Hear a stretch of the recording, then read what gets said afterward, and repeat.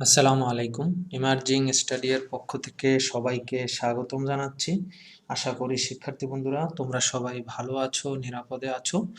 আমি তানজিরুল হুসাইন রাব্বি, প্রভাষক ফিনান্স ও ব্যাংকিং বিভাগ, কৃষি বিশ্ববিদ্যালয় কলেজ ও 2018 সালে অনুষ্ঠিত প্রাথমিক, মাধ্যমিক ও উচ্চ মাধ্যমিক শিক্ষকদের ডিজিটাল কন্টেন্ট প্রতিযোগিতায় সারা দেশে প্রথম স্থান অধিকারী। প্রিয় শিক্ষার্থী বন্ধুরা, আমরা বোর্ড কোশ্চেন সলভ করতেছিলাম, তারই ধারাবাহিকতায় আজকে আমরা দুটো বোর্ড সলভ করব। দিনাজপুর বোর্ড 2019 ও ঢাকা বোর্ড 2019। আশা করি আজকের ক্লাস শেষে তোমরা ভবিষ্যতে বোর্ডের যে উদ্দীপকগুলো আসবে সেগুলো নিজেরাই সমাধান করতে পারবে। তো প্রথমে আমরা দিনাজপুর 2019-এর উদ্দীপকটা সলভ করব। আমরা প্রশ্নটা দেখি। জনাব সোহেল রানা 10 বছরের জন্য 5 লাখ টাকা ব্যাংকে জমা রাখতে চান। গড়াই ব্যাংক তাকে 9% চক্রবৃদ্ধি সুদ প্রদানের প্রস্তাব দেন। অপরপক্ষে করতোয়া ব্যাংক তাকে 8% ত্রৈমাসিক চক্রবৃদ্ধি সুদ প্রদানের অঙ্গীকার করেন। জনাব সোহেল রানা 10 বছরের জন্য 5 লাখ টাকা জমা রাখতে চান। তাহলে শিক্ষার্থী বন্ধুরা, এখানে আমাদের এই 5 লাখ টাকা এটা আমাদের বর্তমান মূল্য। তো দুইটা ব্যাংক, গড়াই ব্যাংক তাকে 9% চক্রবৃদ্ধি সুদ বলছে। এখানে যেহেতু মাসিক ত্রৈমাসিক কিছু বলে নাই, তাই এটা বার্ষিক চক্রবৃদ্ধি সুদ। আর করতোয়া ব্যাংক তাকে টাকা দেবে 8% ত্রৈমাসিক চক্রবৃদ্ধি সুদ, অর্থাৎ আয়ের নিচে এম আসবে।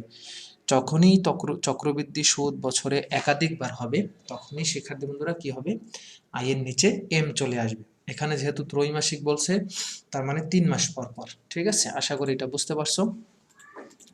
আমাদের ক নম্বর প্রশ্ন হলো বার্ষিকী কি। তো আমরা জানি শিক্ষার্থী বন্ধুরা, একটি নির্দিষ্ট সময়ের জন্য সমপরিমাণ নগদ প্রবাহের ধারাকে বার্ষিকী বলে। কার্যকরী সুদের হার কখন নির্ণয় করতে হয়? বছরে একাধিকবার সুদ পরিশোধ করার ক্ষেত্রে কার্যকরী সুদের হার নির্ণয় করতে হয়। কার্যকরী সুদের হার হলো প্রকৃতপক্ষে ঋণদাতা ও ঋণ গ্রহীতার ভিতরে যেই চুক্তিবদ্ধ সুদের কথা হয়, সেটাই কিন্তু কার্যকরী বা প্রকৃত সুদের হার। অর্থাৎ ঋণ গ্রহীতা প্রকৃতপক্ষে যে হারে সুদ পরিশোধ করে তাকেই কার্যকরী সুদের হার বলে। এটা চক্রবৃদ্ধিকরণের কারণে এই কার্যকরী সুদের হার আসে। অর্থাৎ বার্ষিক চক্রবৃদ্ধি করার ক্ষেত্রে কার্যকরী সুদের হার নামিক সুদের হার সমান, বাট যখন চক্রবৃদ্ধির সংখ্যা বছরে একাধিকবার হয়, তখন কার্যকরী সুদের হার নামিক সুদের হার থেকে ভিন্ন হয়। এ কারণেই কার্যকরী সুদের হার নির্ণয় করার প্রয়োজন পড়ে। গ নম্বর প্রশ্ন হলো, গড়াই ব্যাংক থেকে 10 বছর পর কত টাকা পাওয়া যাবে? অর্থাৎ আমাদের ভবিষ্যৎ মূল্য নির্ণয় করতে হবে। তো এখানে আমাদের ভবিষ্যৎ মূল্য নির্ণয় করতে হবে, এবং এটা এককালীন নগদ প্রবাহ। কারণ 5 লাখ টাকা কিন্তু সে একবারে একসাথে 10 বছরের জন্য রাখতেছে। অর্থাৎ আজকে 5 লাখ টাকা সে ব্যাংকে রাখবে, ঠিক 10 বছর পর একসাথে সে ব্যাংক থেকে কত টাকা হয় সেটা উঠাবে। তার মানে এখানে আমরা বলতে পারি এককালীন নগদ প্রবাহের ভবিষ্যৎ মূল্য নির্ণয় করতে হবে। ঘ নম্বর প্রশ্ন, কোন ব্যাংকে টাকা জমা রাখলে জনাব সোহেল রানা বেশি লাভবান হবে? তার মানে আমরা দুটো ব্যাংকেরই ভবিষ্যৎ মূল্য বের করব। গ নম্বরে আমাদের গড়াই ব্যাংকের ভবিষ্যৎ মূল্য বের হয়ে যাবে। ঘ নম্বরে গিয়ে আমরা করতোয়া ব্যাংকেরও ভবিষ্যৎ মূল্য বের করব। তবে সেখানে আমাদের ভবিষ্যৎ মূল্য নির্ণয় করার ক্ষেত্রে আয়ের নিচে এম আসবে, কারণ ত্রৈমাসিক বলছে। তাহলে চলো আমরা গ নাম্বার প্রশ্নটা সলভ করে শিক্ষার্থী বন্ধুরা, গ নাম্বারটা আমরা আগে সলভ করব।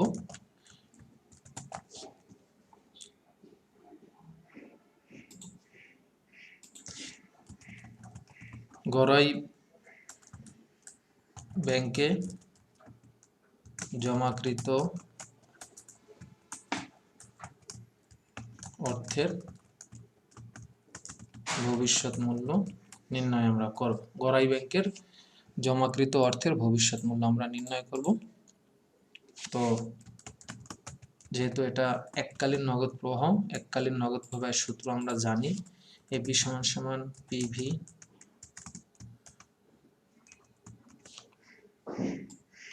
One plus I two the power N. আমরা জানি যে ভবিষ্যৎ মূল্যের ক্ষেত্রে আমাদের এনটা কি হবে শিক্ষার্থী বন্ধুরা, পজিটিভ। তো এই সূত্রটা যে লিখলাম আমরা, এই সূত্রের ব্যাখ্যাটা এখন লিখতে হবে।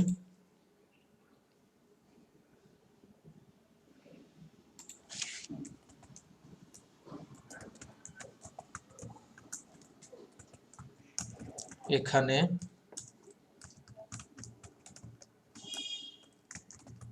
এখানে বর্তমান মূল্যটা আমাদের দেওয়া আছে 5 লাখ টাকা। সুদের হার আমাদের দেওয়া আছে শিক্ষার্থী বন্ধুরা, সুদের হার হলো 9%। 9%কে আমরা লিখতে পারি 0.09। একক সংখ্যার পার্সেন্টকে দশমিকে নিতে হলে ডাবল হয়ে যায়। মেয়াদ হলো আমাদের 10 বছর। আর আমাদের নির্ণয় করতে হবে ভবিষ্যৎ মূল্য।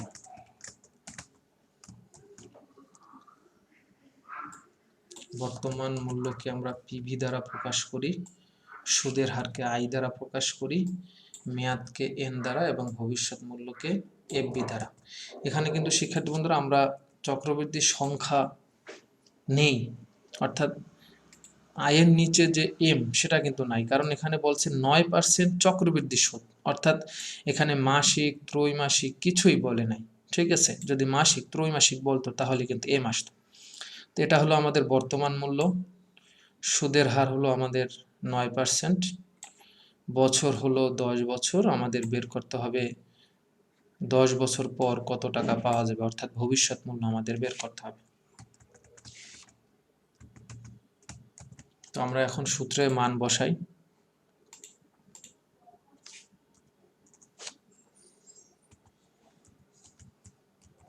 পাঁচ লাখ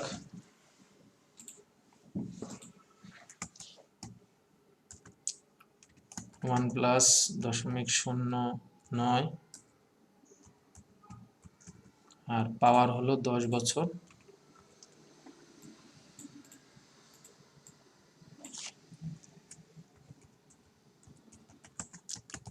এই অংশটা আমরা ক্যালকুলেটরে করব শিক্ষার্থী বন্ধুরা।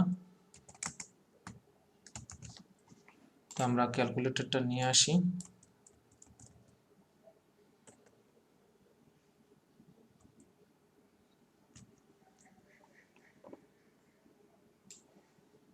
আমাদের সামনে ক্যালকুলেটরটা চলে আসছে শিক্ষার্থী বন্ধুরা, আশা করি তোমরা দেখতে পাচ্ছ। তো এটা আমরা ক্যালকুলেটরে করতে পারি, ক্যালকুলেটরে করাই এটা বেটার, সহজ হবে ক্যালকুলেটরে করলে। তো ক্যালকুলেটরে যদি আমরা করি, তো এই মানটা আমরা ক্যালকুলেটরে যদি করি তাহলে খুব সহজে আমরা এই মানটা বের করতে পারবো।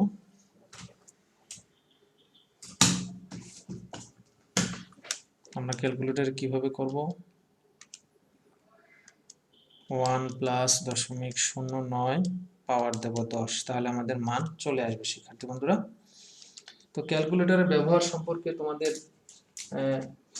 খুব বেশি ঝামেলা হওয়ার কথা না, কারণ আমরা বিগত ক্লাসে ক্যালকুলেটরের ব্যবহার সম্পর্কে জেনেছি।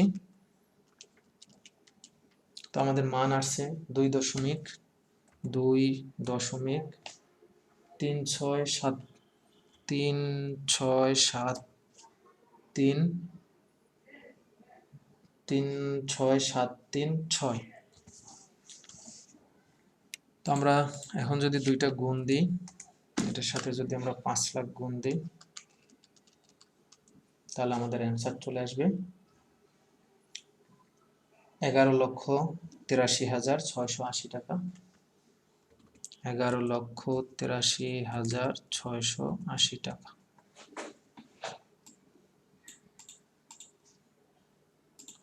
অর্থাৎ গড়াই ব্যাংক থেকে 10 বছর পরে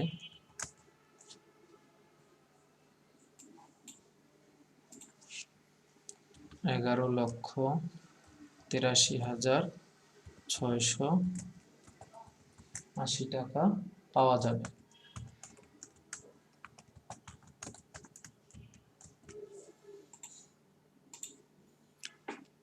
তো আমরা এখন ঘ নাম্বারটা করব শিক্ষার্থী বন্ধুরা, ঘ নাম্বারটা আমরা এখন করব।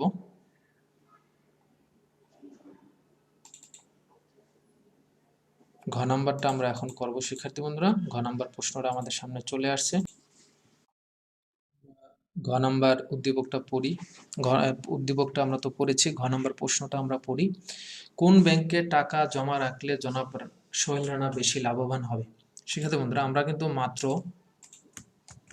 গড়াই ব্যাংক থেকে কত টাকা পাওয়া যাবে সেটা আমরা বের করে ফেলেছি। ঠিক আছে। গড়াই ব্যাংক থেকে কত টাকা পাওয়া যাবে আমরা কিন্তু সেটা অলরেডি বের করে ফেলেছি। ঠিক আছে। তো আমরা এখন যেটা করব, আমাদের আরেকটা ব্যাংক আছে করতোয়া ব্যাংক। করতোয়া ব্যাংক থেকে 10 বছর পর পাওয়া যাবে সেটা আমরা নির্ণয় করব। আমরা কিন্তু গড়াই ব্যাংকেরটা অলরেডি বের করছি, আমরা এখন কি করব, করতোয়া ব্যাংকের ভবিষ্যৎ মূল্য বের করব। তো করতোয়া ব্যাংকের যে ভবিষ্যৎ মূল্য বের করব, শিক্ষার্থী বন্ধুরা এখানে একটা চেঞ্জ হবে, সেটা তোমরা অলরেডি বুঝতে পারছো। এখানে কোন চেঞ্জটা হবে, এখানে আই এর নিচে এম থাকা চাই, এম এর চাচাতো ভাই, আই এর নিচে কি আসবে শিক্ষার্থী বন্ধুরা, এম আসবে।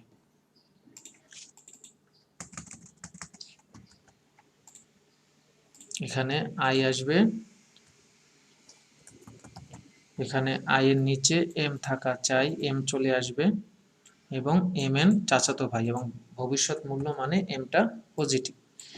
এখন শিক্ষার্থী বন্ধুরা এখানে যদি তোমরা একটু খেয়াল করো তাহলে বুঝতে পারবা, এই যে অতিরিক্ত এম, এখানে একটা অতিরিক্ত এম, এখানে একটা অতিরিক্ত এম, এই এমটা কেন আসছে, কারণ হলো আমাদের যে করতোয়া ব্যাংক আছে সেই করতোয়া ব্যাংকের ক্ষেত্রে আমাদের বলছে ত্রৈমাসিক চক্রবৃদ্ধি সুদ। করতোয়া ব্যাংকের ক্ষেত্রে কি বলছে, ত্রৈমাসিক চক্রবৃদ্ধি সুদ।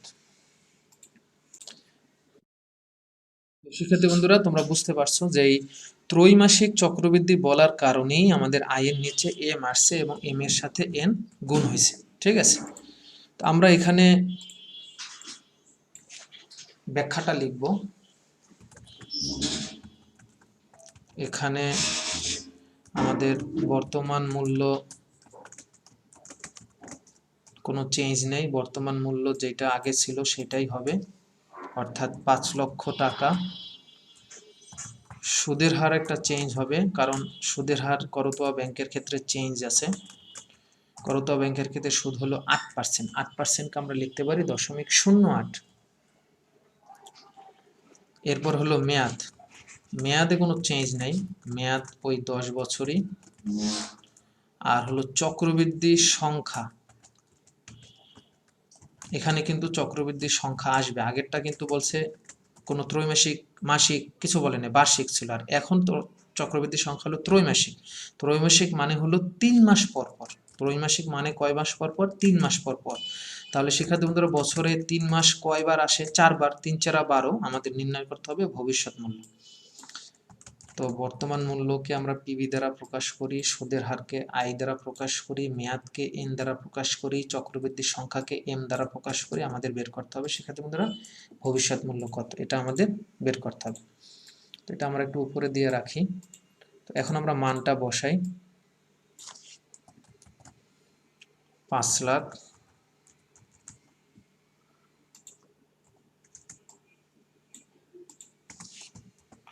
1 প্লাস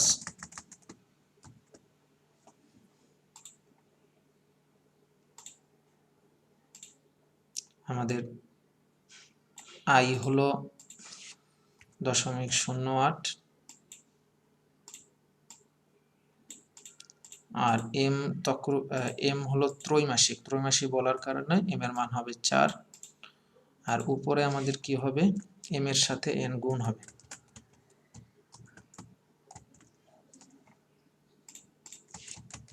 চার, আর বছর হলো আমাদের 10 বছর। তো সেক্ষেত্রে বন্ধুরা আমরা এটাকে একটু ভেঙে লিখি, ভেঙে লিখলে আমাদের জন্য সুবিধা হবে। এখানে লেখা যায় 0.08কে যদি আমরা 4 দিয়ে ভাগ দিই শিক্ষার্থী বন্ধুরা, তাহলে আমাদের 0.2 আসে, আর উপরে হয় 4 10কে 40। এটা আমরা একটু ভেঙে লিখলাম। ঠিক আছে। তো এখন আমরা এটা ক্যালকুলেটরে করতে পারি।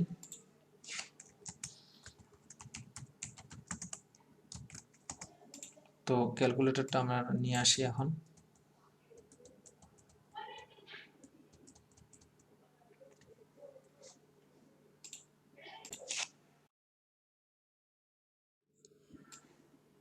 তো ক্যালকুলেটরটা আমাদের চলে আসছে শিক্ষার্থী বন্ধুরা।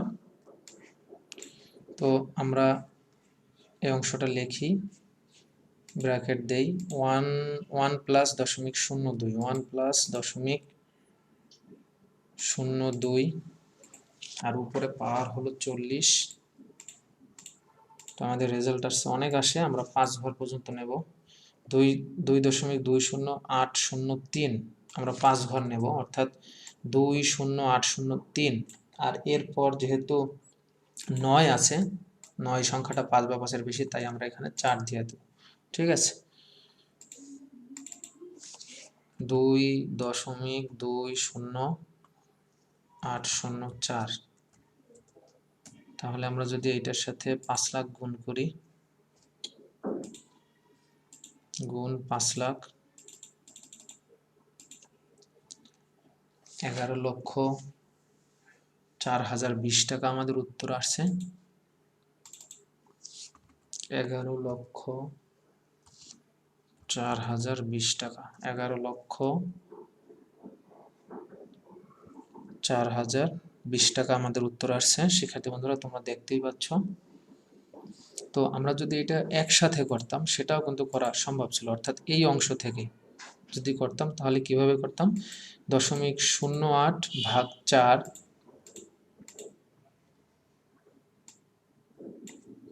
প্লাস 1, উপরে আমাদের পাওয়ার আছে 4 গুণ 10, এবং রেজাল্টটাকে আমরা 5 লাখ দিয়ে গুণ দিতাম। এই যে দেখো 11,04,019 টাকা 83 পয়সা, তো তার মানে 20 টাকা লেখা যায়। তো এখন আমরা সিদ্ধান্ত দেব শিক্ষার্থী বন্ধুরা, এখন আমাদের সিদ্ধান্ত দিতে হবে।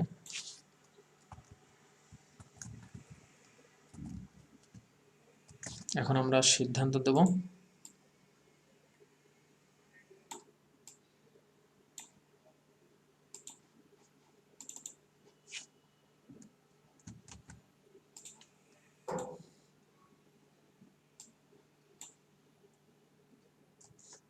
সিদ্ধান্তটা আমরা দেব শিক্ষার্থী বন্ধুরা।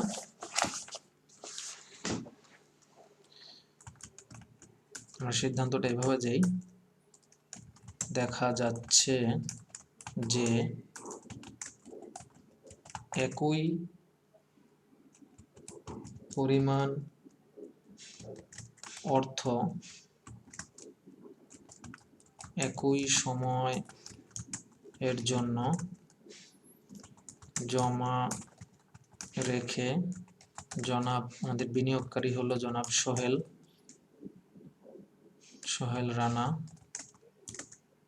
গড়াই ব্যাংক থেকে, দেখো বেশি আসতেছে প্রথমটা, গড়াই ব্যাংক থেকে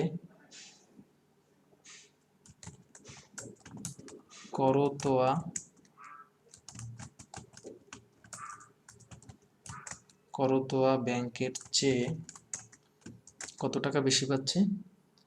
করতোয়া ব্যাংকে পাচ্ছে 11,04,020 টাকা। এখানে একটা শূন্য বোধহয় কম পড়ছে। 11 লক্ষ, 1 2 3 4 5 6, 11,04,020 টাকা। আমরা যদি এই যে দেখো আমাদের ক্যালকুলেটরটা আমরা দেখলাম, ঠিক আছে।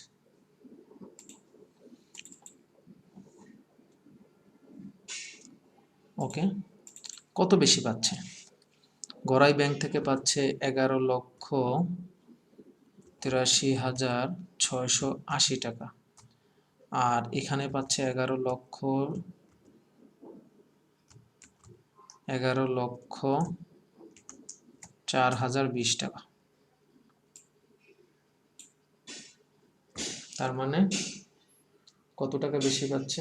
আমরা যদি এটা বিয়োগ করি, 11,83,680 টাকা পাচ্ছে গড়াই ব্যাংক থেকে, আর করতোয়া ব্যাংক থেকে পাচ্ছে 11,04,020 টাকা। তার মানে ৭৯,৬৬০ টাকা সে বেশি পাচ্ছে, ৭৯,৬৬০ টাকা বেশি পাবেন। এটা কোথা থেকে পাবেন? যদি সে গড়াই ব্যাংকে বিনিয়োগ করে। কোন ব্যাংকে শিক্ষার্থী বন্ধুরা? গড়াই ব্যাংক, ঠিক আছে। তাই জনাব সোহেল রানার গড়াই ব্যাংকে টাকা জমা রাখা বেশি লাভজনক।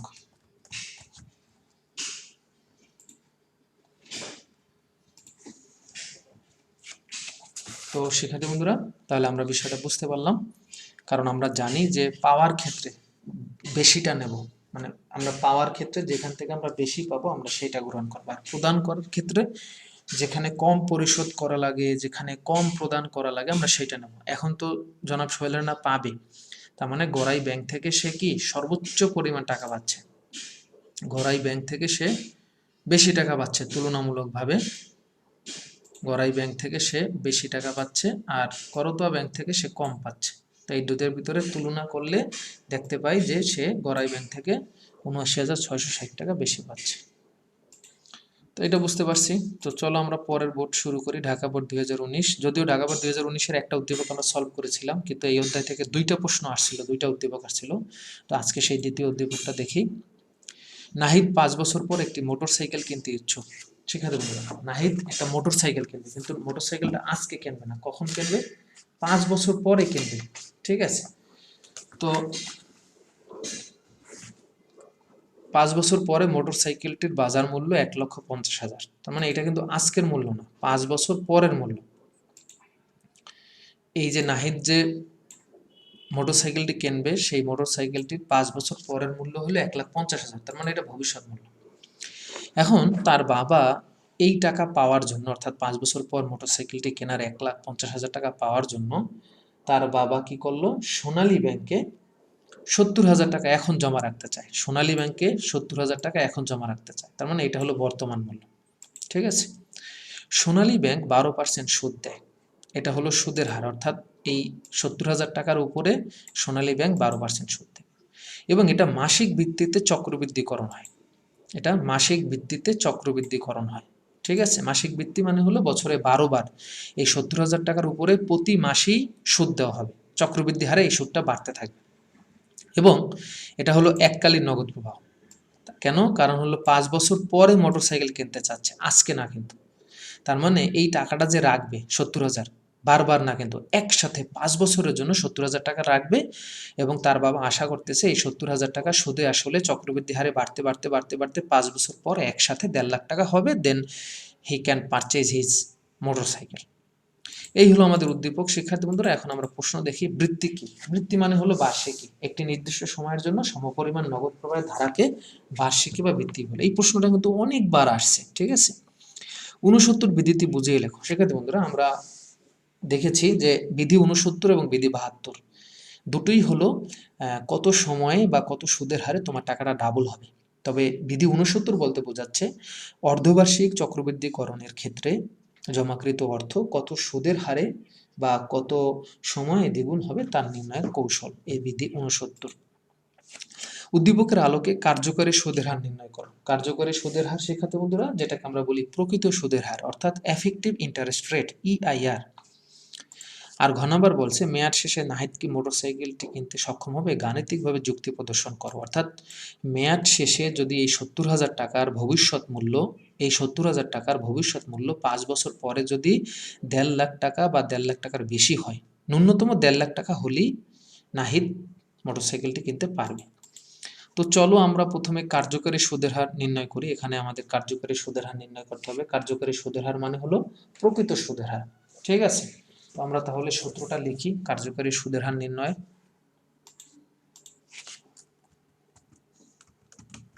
কার্যকরী বা প্রকৃত সুদের হার নির্ণয়, সুদের হার নির্ণয় কার্যকরী হতে পারে, প্রকৃত হতে পারে, একই নাম, কার্যকরী বা প্রকৃত সুদের হার নির্ণয়। তো আমরা সূত্রটা লিখি। কার্যকরী সুদের হারকে EIR দ্বারা প্রকাশ করা হয়। শিক্ষার্থী বন্ধুরা, কার্যকরী সুদের হার মানে EIR। তো সূত্রটা হলো 1 প্লাস I এর নিচে M আসবে। এখন কিন্তু আর N এখানে আসবে না, মনে রাখবা আমরা বলছি কার্যকারীর ক, মানে কার্যকারীর ক, কতে কি হয়? Corona, right. কার্যকারীর ক মানে হয়েছে করণ হয়েছে, কার করণ হয়েছে? এন এর করণ হয়েছে। তার মানে এখানে আমাদের এন আসবে না, আই এর নিচে এম আসবে কিন্তু এন আসবে না, ঠিক আছে? আই এর নিচে এম আসবে আর এখানেও এম আসবে,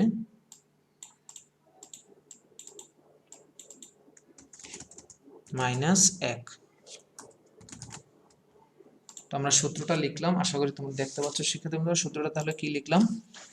EIR সমান সমান 1 plus I divide by M to the power M minus 1। তো এখানে কিন্তু এন আসে নাই। আমরা যদি সূত্রটা ভালো করে খেয়াল করি শিক্ষার্থী বন্ধুরা, মনোযোগ দাও, এখানে কিন্তু আমাদের কি আসে নাই? এন আসে নাই, ঠিক আছে? কারণ হলো এন এর কি হয়েছে? করণ হয়েছে, কার্যকারীর ক, করণ আর ক। তো এখন সূত্রে আমরা একটু ব্যাখ্যাটা লিখবো শিক্ষার্থী বন্ধুরা, সূত্রের ব্যাখ্যা লিখবো। এখানে আমাদের নামিক সুদের হার, যে সুদের হারটা দেওয়া আছে সেটা হলো স্বাভাবিক সুদের হার বা নামিক সুদের হার। দেওয়া আছে আমাদের 12%। 12%কে আমরা লিখতে পারি 0.12। 12%কে শিক্ষার্থী বন্ধুরা লেখা যায় কি? 0.12। আমরা জানি যে ডাবল সংখ্যা যদি থাকে তাহলে যা থাকবে তাই, একক সংখ্যা থাকলে দোসর হবে, ওকে? আর ডাবল সংখ্যা থাকলে যা থাকবে তাই। আর লাগবে চক্রবৃদ্ধি সংখ্যা, চক্রবৃদ্ধি সংখ্যা আমাদের দরকার, যেটাকে আমরা এম দ্বারা প্রকাশ করি। এখানে মাসিক বলার কারণে চক্রবৃদ্ধি সংখ্যা হবে 12, যেহেতু আমাদের স্পষ্টভাবে বলছে 12। তো এখানে আর কোনো মান আমাদের দরকার নাই, এটা হলো আই, এটা হলো এম, ওকে? তাহলে এখন আমরা মান বসাইতে পারি। 1 প্লাস আই এর নিচে এম আসবে, এখানে আমাদের আই হলো 12%, মানে 0.12, আর নিচে আসবে 12, যেহেতু মাসিক বলছে, মাসিক বললে কত হয়? 12। আর এম উপরে থাকবে, 12টা আবার কি উপরেও আসবে। 12টা বেজে গেছে, তাই না শিক্ষার্থী বন্ধুরা? রাইট। তো এটাকে আমরা একটু ছোট করে লিখি, তাহলে আমাদের জন্য সুবিধা হবে। 1 প্লাস, যেমন 0.12কে 12 দিয়ে ভাগ দিলে 0.01 হয়। তোমরা ছোট করে না লিখেও পারবে, একসাথেও করতে পারবা, কোনো সমস্যা নেই, তবে ছোট করে ভেঙে ভেঙে লেখাটা ভালো। তো এখান থেকে আরো ভাঙানো যায়, দেখো এভাবে করা যায়। 1.01 উপরে 12, ঠিক আছে? 1.01 উপরে পাওয়ার হলো কত? 12 -1। এখন আমরা কি করব? ক্যালকুলেটরটা নেব, প্রথম অংশটা মান কত আসে সেটা আমরা ক্যালকুলেটরে বের করব। তো ক্যালকুলেটরটা আমরা নিয়ে আসি, আমাদের ক্যালকুলেটরটা চলে আসছে শিক্ষার্থী বন্ধুরা, তোমরা দেখতে পাচ্ছ। তো এখানে আসে 1.01, 1.01, এটার উপরে পাওয়ার হলো 12, তাহলে কত আসছে? 1.1268। সুদের হারের ক্ষেত্রে 4 ঘর পর্যন্ত নিলেই হবে। 1.1268, 1.1268 আমাদের এখানে রেজাল্ট আসে শিক্ষার্থী বন্ধুরা। তো এখান থেকে যদি আমরা 1 বাদ দেই তাহলে আমাদের রেজাল্ট আসবে 1268। এখান থেকে যদি আমরা কি করব? 1 বাদ দেব, 1268, এবং এই রেজাল্টকে আমরা কি করব? 100 দ্বারা গুণ করব। কেন? কারণ আমরা হার বের করতেছি, সুদের হার, কার্যকরী সুদের হার। তাহলে আমাদের রেজাল্ট আসবে কত? 12.68%।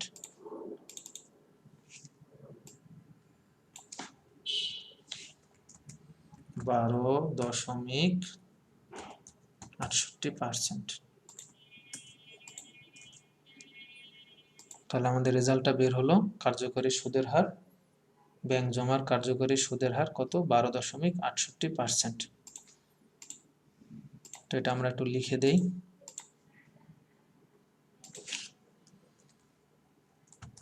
সোনালী ব্যাংকের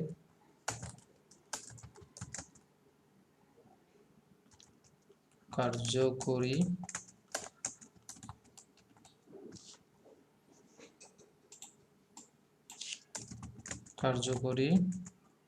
সুদের হার 12.68%।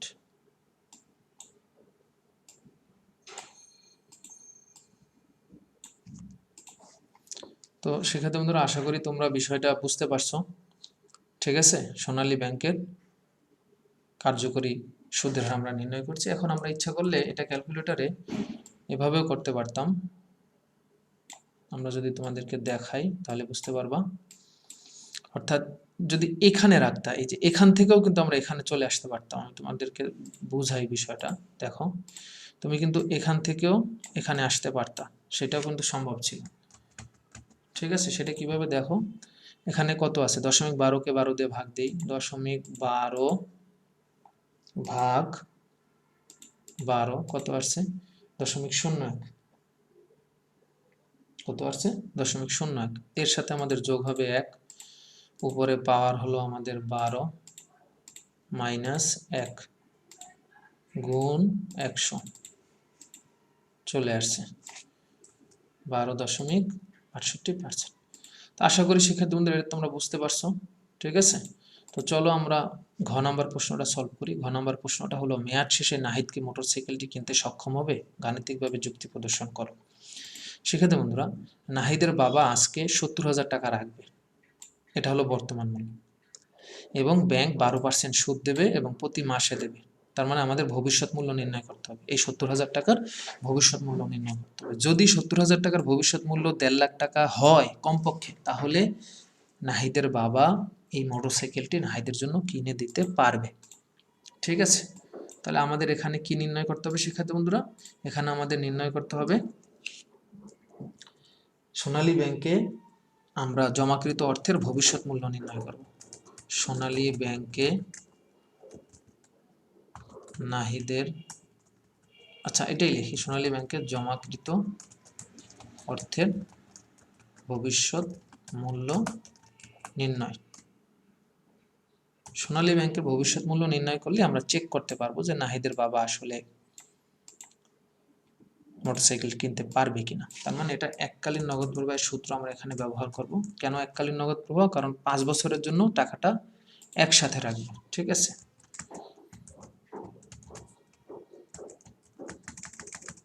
এবং এইখানে সূত্রটা কি আসবে, আই এর নিচে এম থাকা চাই, এম এন চাচাতো ভাই চলে আসবে। কেন? আই এর নিচে এম থাকা চাই,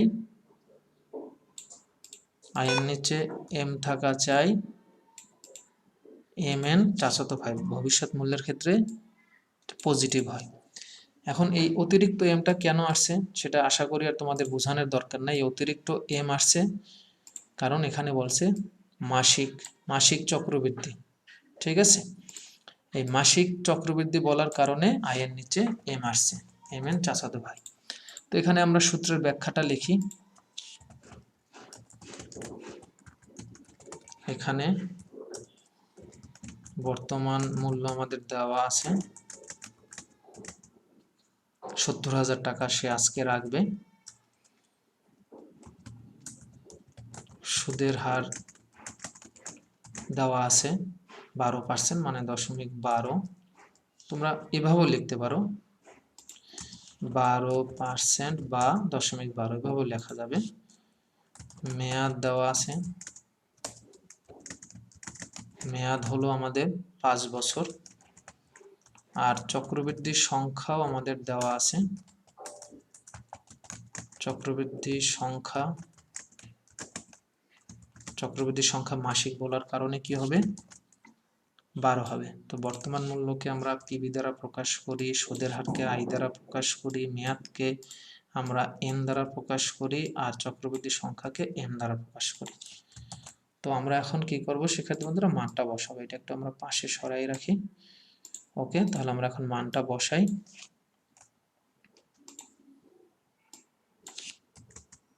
$70,000 1 প্লাস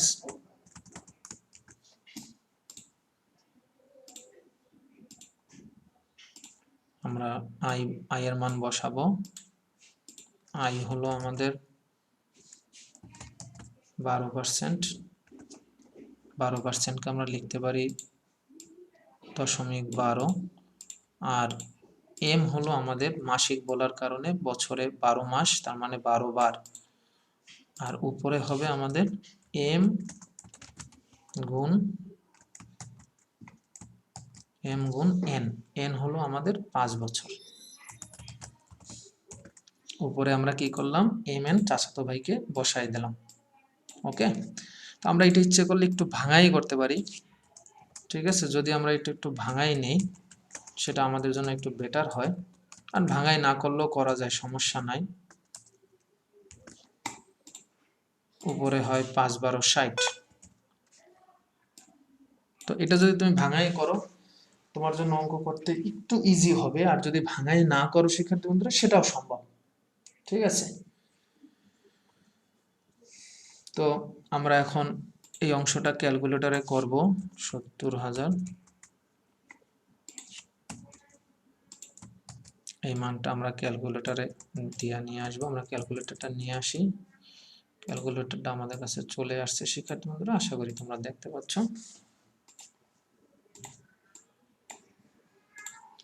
ওকে, তো আমাদের এখানে ব্র্যাকেট দিয়ে আমরা লিখতে পারি 1 প্লাস 0.01, 1 প্লাস 0.01 এবং এটার উপরে পাওয়ার হলো 60, পাওয়ার 60। তাহলে রেজাল্ট কত আসছে? অনেকগুলো মান আসছে, আমরা এত মান নেব না, আমরা 5 ঘর নেব। 81669 কত আসছে শিক্ষার্থীরা? 1.81669। তো আমরা যেহেতু 5 ঘর নেব দশমিকের পর, তার মানে এই 9-এর পরে যে 6 সংখ্যাটা আছে এটা 5 বা 5-এর বেশি, এই কারণে এখানে 1 যোগ হয়ে যাবে। যোগ হলে এটা কত হয়ে যাবে? 70, 1.81670। আর যদি তোমরা এটাও নিতে চাও, যদি তোমরা বলো যে না এভাবে নিবা, তাহলেও কিন্তু সম্ভব, সমস্যা নাই, ঠিক আছে। তো আমরা যেহেতু দশমিকের পর আমরা এরপর আমাদের কত আছে? 6 আছে, এই কারণে আমরা কি করছি? 1 যোগ করে দিছি, ঠিক আছে। এখানে কত হয়? 81670, 1.81670। তো আমরা যদি এটার সাথে গুণ দেই 70,000, তাহলে আমাদের রেজাল্ট আসছে 1,27,169 টাকা। 1,27,169 টাকা। সেক্ষেত্রে বন্ধুরা আমরা যদি এখান থেকে একসাথে করার চেষ্টা করতাম, অর্থাৎ এইখান থেকে যদি এইখানে করার চেষ্টা করতাম, সেটাও কিন্তু আমাদের পক্ষে সম্ভব ছিল, সেটাও যে কঠিন সেটা না। তো সেটা যদি করতাম তাহলে কিভাবে করতাম? 0.12কে, এই যে 0.12কে আমরা প্রথমে 12 দিয়ে ভাগ দিতাম, ঠিক আছে। 0.12কে 12 দিয়ে ভাগ দিতাম, পরে এখানে 1 আছে, যোগ আমরা 1 দিতাম। এরপর আমাদের উপরে পাওয়ার আছে, পাওয়ার 5 গুণ 12, 5 গুণ 12, তাহলে আমাদের ওই রেজাল্টটাই আসতো। দেখো ওই রেজাল্টটাই আমাদের আসতো। আশা করি তোমরা দেখতে পাচ্ছ শিক্ষার্থী বন্ধুরা। 1.81669, তোমরা এই পুরোটাও রাখতে পারো, আবার ই করেও রাখতে পারো, সমস্যা নেই।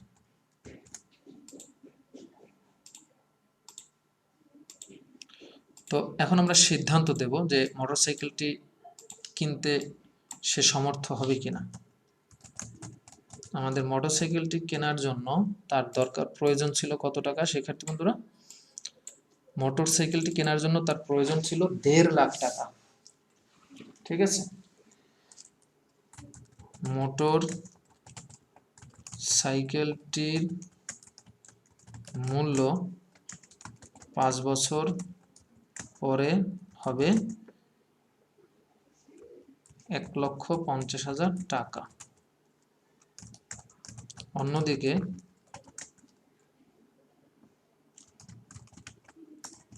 ব্যাংকে জমাকৃত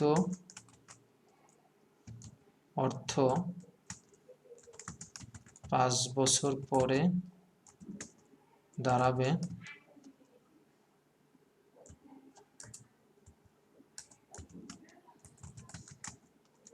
1,27,169 টাকা। তো সে তো আশা করছিল যে এই টাকাটা 5 বছর পরে 1.5 লাখ টাকা হবে। ঠিক আছে, তাই নাহিদের বাবা মোটরসাইকেল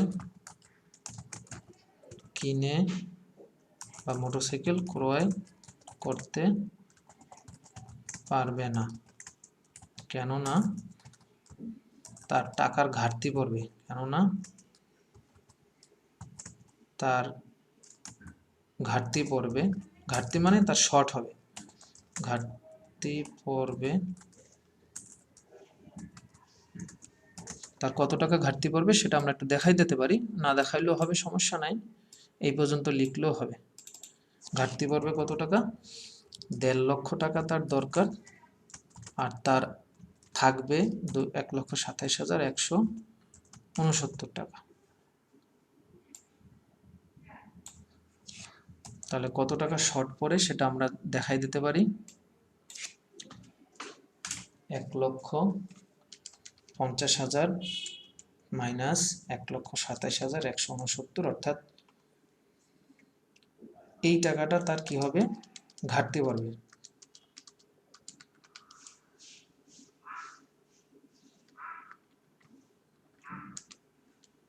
$22,831 টাকা তার ঘাটতি পড়বে, 22,831 টাকা।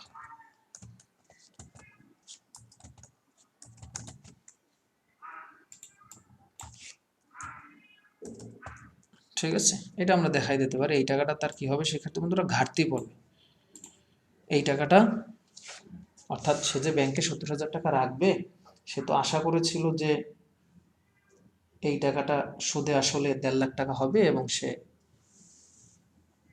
মোটরসাইকেলটি কেনার সেই 1.5 লাখ টাকা সংস্থান করবে। বাট সমস্যাটা হলো ব্যাংকে জমাকৃত অর্থ আজ থেকে 5 বছর পরে